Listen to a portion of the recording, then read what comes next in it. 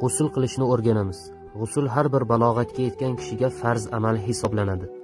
Hozirgi kunda ko'pchilik balog'atga yetganlar, hatto uylanganlar ham g'usl qilishni bilmasligi achinarli holat. G'uslni farzlarini bilmasdan inson qancha cho'milmasin baribir poklanmaydi.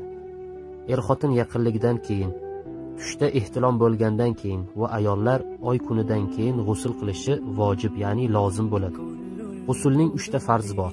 Birinchisi og'izni yuvmoq, ikkinchisi burunni chayqamoq, uchinchisi badanning hamma joyiga suv yetkazmoq. Keling g'uslni farz va sunnatlari bilan mukammal o'rganib chiqamiz. G'usl qilishni niyat qilgan odam avvalo a'udhu billahi minash shaytonir rojim, bismillahir rohmanir rohim deb poklanishni niyat qiladi. Keyin 2 qo'lini yuvadi.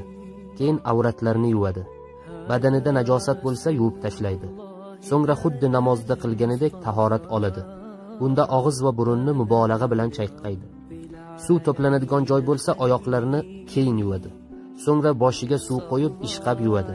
Badaniga 3 marta, avval o'ng yelkasidan, keyin chap yelkasiga suv qo'yadi. Qo'li bilan badanni ishqaydi. G'uslning oxirida boshqa tarafga o'tib oyoqlarini yuvadi.